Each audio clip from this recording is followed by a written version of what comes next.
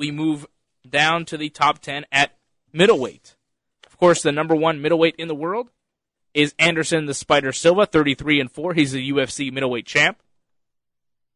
At number 2 middleweight in the world, we have Chael Sonnen.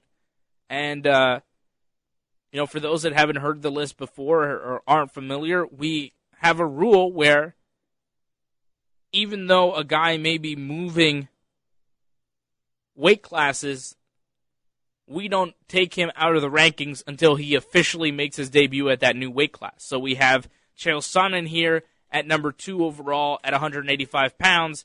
Even though he's fighting John Jones at 205 in April, right now we still have him ranked as a middleweight. After he fights John Jones, maybe he'll find himself as the number 1 light heavyweight in the world. If he can beat John Jones, maybe he'll find himself out of the middleweight rankings and ranked in the light heavyweight division. Maybe he'll find himself out of the middleweight rankings and not ranked as a light heavyweight. Either way, he will be out of the middleweight rankings as soon as he makes his debut at light heavyweight. So we're going to wait on Chael Sonnen. Right now he sits at number 2 overall in the middleweight division. At number 3, we have Chris Weidman. At number 4, Vitor Belfort. At number 5, Michael Bisping. At number 6, a change here at number 6, as Yushin Okami was number 8 last month. A string of losses had sent him tumbling down the division over the past few months, but now 2 wins in a row.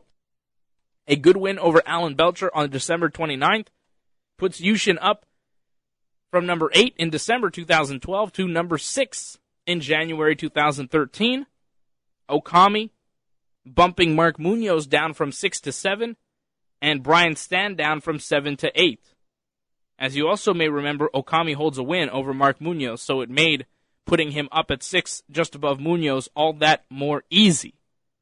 So Okami is in at number 6. Mark Munoz drops from 6 to 7. Brian Stan drops from 7 to 8. At number 9, we still have the Strikeforce middleweight champion Luke Rockhold. And at number 10, a new number 10 as Tim Boetsch loses to Costa Philippou on the 29th of December.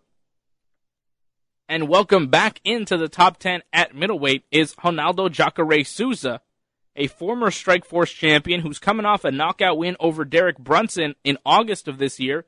And you might remember Derek Brunson is the guy who just beat Chris Lieben on UFC pay-per-view on Saturday night.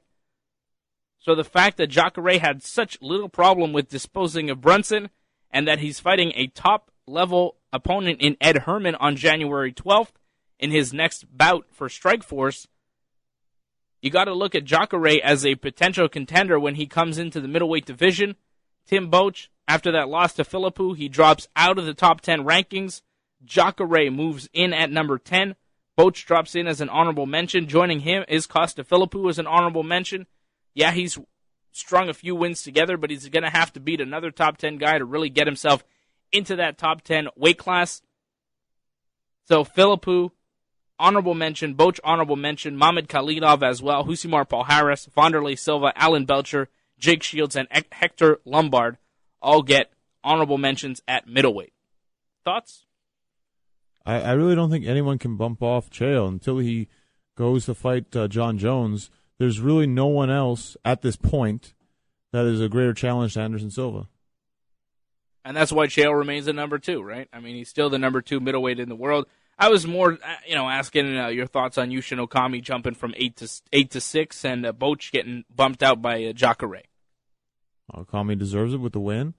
With Boetsch, I don't know if he should go down so much. I mean, considering the way he lost, I think it's debatable. He got finished. It was a TKO loss. With an injury, though. Yeah, but that wasn't what caused the loss. It was he got beat up and he lost. Whatever it is, you get injured in a fight, it is what it is. He lost the fight. Boetsch is out of the top 10. Sorry, John. It's just the way it has to be. I'm sorry, Tim, as well. I like Tim Boetsch. But, it is what it is. Boetsch is out of the top 10, and Jacare is in. Jacare is a beast. And he's going to come into that UFC middleweight division and crush some dudes. Let's go to the welterweight division now. Number 1 in the world, obviously, George St-Pierre. He remains number 1 from last month. At number 2, still Carlos Condit. He'll fight Rory McDonald in March, right here in Montreal. At number 3, Nick Diaz. He'll fight George St-Pierre on March 16th.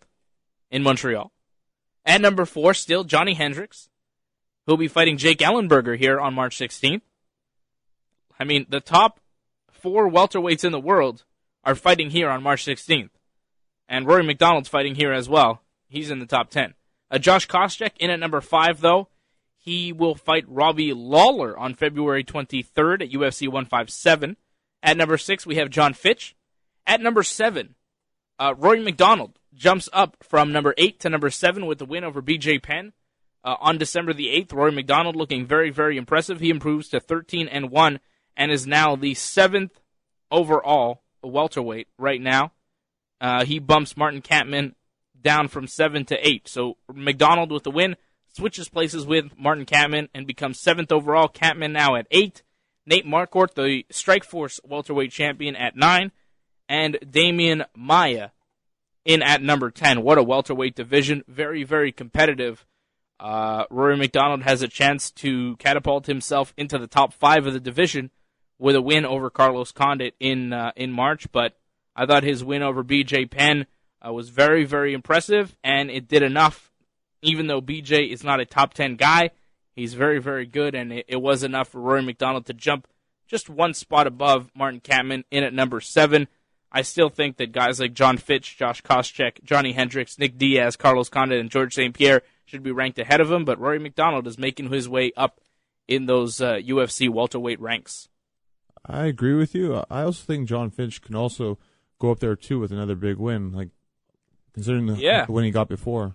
If he can beat Damian Maia, I think that he would definitely go up above a few guys. You know, maybe above Josh Koscheck and go in at number 5.